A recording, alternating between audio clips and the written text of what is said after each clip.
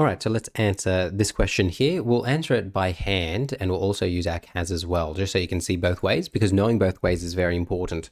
Okay, so use matrices to solve the following. So the first thing that we would do is just write it as matrices. So this is going to become 5, 7, 2, -3, brackets, x, y, close brackets, is equal to 16, 34, and put that like this. Now, remember what we're trying to do here is we're trying to solve for this. So let's just give all of these names. We're going to call this A, we'll call this X, and we'll call this C. So we're going A times X is equal to C. Now, what we want to do is we want to find what X is, meaning we need to get rid of A. So we multiply A by its inverse, and whatever you do to one side, you must do to the other side. So that means what we're going to end up with here is X is equal to C. And then remember, but you have to multiply it by the inverse of A, and it has to be on that side there. So we could just put this straight into the CAS, and we will, but before we do that, let's see if we can answer this by hand as well. So all we really have to do here is figure out what the inverse of A is. So how do we figure out what the inverse of A is? Well, remember, you find the determinant, and then you go 1 over the determinant. So that will be 5 times -3, so you multiply it this way. 5 times -3 is -15. Then you subtract it by 7 times 2, which is 14. And then what you do is you swap these two around. So it becomes -3 and 5. And then you change the signs of these two. So it becomes -7 and -2. And you close that off. Okay, once we're here now, this is our inverse. Of course, if we wanted to, we could write it a bit nicer. This is going to become 1 on, what's -1 on 29, like that, -3, -2, -7, and 5, like that. So that's how you find the inverse. And then, do you reckon I can fit in one more room here? I think we can do it once more. Because then, remember what happens is that this number gets multiplied to each of these. So what we're going to end up with here is the inverse of A is this. Now, a negative and negative make a positive, so it'll be 3 on 29, 2 on 29, 7 on 29, 5 on 29. That's what it's going to be. And now, if you were to take this and multiply it, so the last step here, we'll come over here. Remember, what we're now going to do is we're going to say, all right, X is going to be equal to C multiplied by the inverse of A.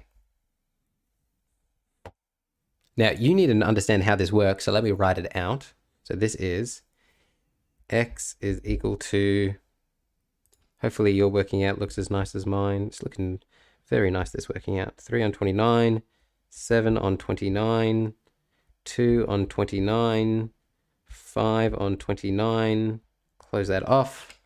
And then we're multiplying it by, what are we multiplying it by? What's C again? 16 on 34.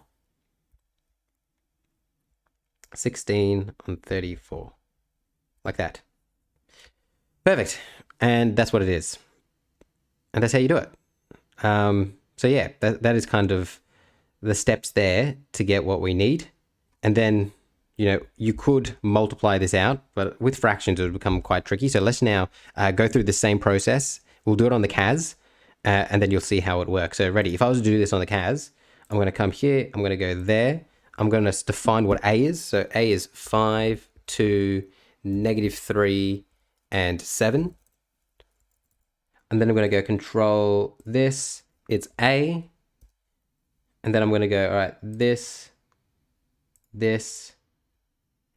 16, 34, this, B. Sorry, let's call that C rather, because we've defined it as C there. Perfect. And then what I'm going to do here, and you could go straight in for the answer here. You could go A raised to the -1, so the inverse of A multiplied by C, and that's going to give me my answer of 4 and -2. So that means right here, X is equal to 4 and negative 2. And this is where you've got to remember for a second that x here is the same as, and this is, we're really running out of room here. This is the same as xy, right? So therefore, x is equal to 4 and y is equal to negative 2. That's your final answer. So you can see doing it on the CAS is a lot easier than having to go through all these steps of finding the inverse. But you can still do it. I mean, if we were to find what the inverse is, let's double check that we've found the inverse correctly. Whoops, negative 1. As you can see, it is 3 over 29, 2 over 29, 7 over 29. Oh, did I leave out a negative there? I did. Whoopsie daisy. Can you make this slight change for me? That should be negative. That should be negative. Negative 5 on 29 when you multiply out there. So when you're multiplying this in, a negative and a negative make a positive for all of these, but this one would be negative there. And that's how it works. So your final answer there is x is equal to 4 and y is equal to negative 2. Hopefully you feel comfortable with how it works by hand and how to do it on your CAS as well.